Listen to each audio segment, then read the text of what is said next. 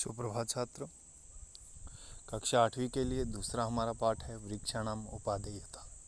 अभी तक हमने पाठ संख्या 1 का, जिसका नाम था सरलम संस्कृतम या सुगमम संस्कृतम, अनुवाद और अभ्यास कर लिया है। तो आज की इस वीडियो में हम पाठ संख्या 2 वृक्षाणाम उपादेयता का अनुवाद करेंगे। देखिए, वृक्षों का महत्व के बारे में यहाँ पे बताया गया है। उपादेयता यानी उपयोग या महत्व। वृक्षाणाम षष्ठी विभक्ति में है वृक्षों के। देखिए यहाँ पे वाचन करते हैं पाठ का। जानिए कि वृक्ष मानव जाति के लिए किस प्रकार लाभकारी हैं। केवल मानव जाति के लिए नहीं बल्कि सभी प्राणियों के लिए किस प्रकार वृक्षों का महत्व है। देखिए, हरिताः वृक्षाः, पुष्पिताः वृक्षाः, फलिनः वृक्षाः, छाया वृक्षाः, सर्वविधा वृक्षा अस्मान् महत् उपकुर्वन्ति। हरे वृक्ष, फूलों वाले वृक्ष, फलों वाले वृक्ष या छाया देने वाले वृक्ष, सब प्रकार के वृक्ष हमें बहुत अधिक सहायता प्रदान करते हैं या हम पर बहुत अधिक उपकार करते हैं। वृक्षाणाम हरितिमा दृष्टिम प्रेणयति।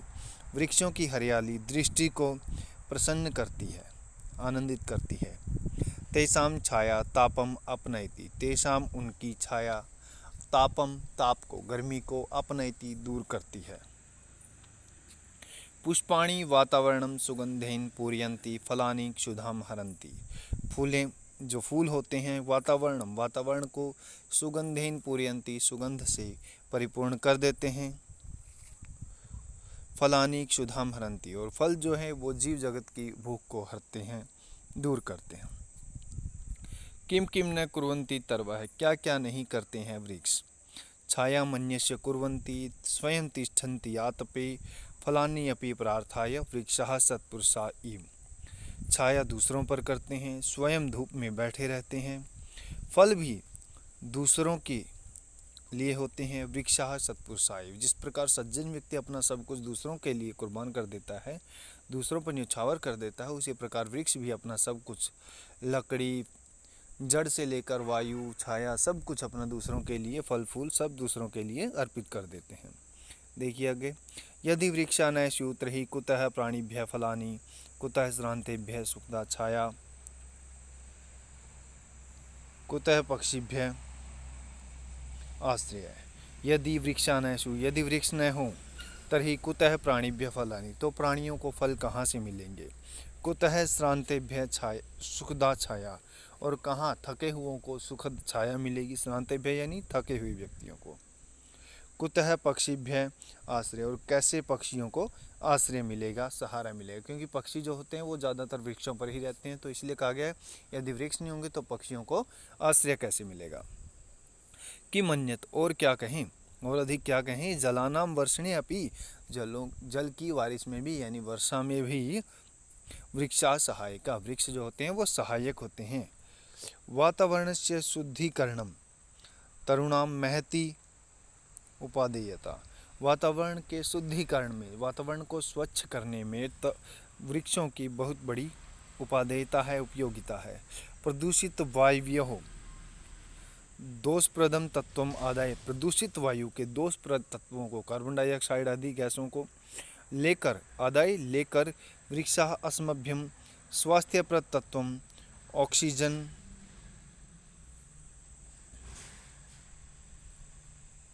इति यच्छन्ति। वृक्ष जो हैं वायु से दोषप्रद तत्व कार्बन डाइऑक्साइड आदि को लेकर हमारे लिए स्वास्थ्यप्रद तत्व ऑक्सीजन आदि देते हैं। यच्छन्ति यानी देते हैं।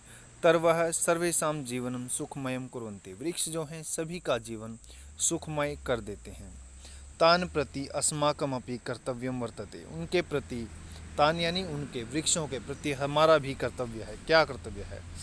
तरुणाम आरोपणाय, तेषां संवर्धनाय, संरक्षणाय च वयम अपि सततं निरंतरम प्रयत्नं कुर्याम। क्या कर्तव्य हमारा, उनको लगाना चाहिए, उनको उगाना, वृक्षों को उगाना या लगाना चाहिए। तेषां संवर्धनाय, उनको बढ़ने में यानी उनके पोषण में, संरक्षणाय च, और उनको कोई नुकसान न पहुंचाए इसलिए उनके संरक्षण के लिए वयमपि सततम, हमें भी निरंतर प्रयत्न करना चाहिए। सततम क्या होगा? निरंतर, लगातार प्रयत्न करना चाहिए। पश्यामः यद अद्यत्वे वृक्षाणां संख्या प्रतिदिनम अल्पतरा संजायते। पश्यामः, हम देखते हैं, यत की अद्यत्वे आजकल वृक्षाणां संख्या, वृक्षों की संख्या प्रतिदिनम अल्पतरा संजायते, प्रतिदिन कम से कम होती जा रही है, कमतर होती जा रही है। ऐसा ही सोचनीय स्थिति, यह निश्चय ही सोचनीय, चिंतनीय विषय है, चिंतनीय स्थिति है। संप्रति हरितीनाम वृक्षाणाम महती आवश्यकता, आजकल हरे वृक्षों की बहुत आवश्यकता है। यतो ही वायु प्रदूषणम दिनानुदिनम वर्धमानम दृश्यते, यह क्योंकि वायु प्रदूषण प्रतिदिन बढ़ता हुआ, दिनानुदिनम यानी प्रतिदिन बढ़ता हुआ दिखाई दे रहा है। जीवितम वृक्षाश्रितम खलु, जीवन निश्चय ही, खलु मतलब निश्चय ही, वृक्षाश्रितम वृक्षों के अधीन है। वृक्षाणाम जीवनेन अस्माकं जीवनम, वृक्षों के जीवन से ही हमारा जीवन, तेषां संरक्षणेन अस्माकं संरक्षणम, उनके संरक्षण ही हमारा खुद का यानी मानव जाति का संरक्षण है, ऐसा हमें भूलना नहीं चाहिए। न विस्मृतव्यम, नहीं भूलना चाहिए। देखिए बेटा, आगे इसके है इसमें, अतः वृक्ष जीवनम रक्षितुम वृक्षा रक्षितव्या, इसीलिए जीवन की रक्षा के लिए वृक्षों की रक्षा, तुमुन प्रत्यय है के लिए अर्थ में, तुमुन के लिए वृक्षों की रक्षा, तव्यत चाहिए अर्थ में होता है, तव्यार्थ में है तव्यत प्रत्यय है चाहिए। अतः वृक्षों की, जीवन की रक्षा के लिए वृक्षों की रक्षा की जानी चाहिए।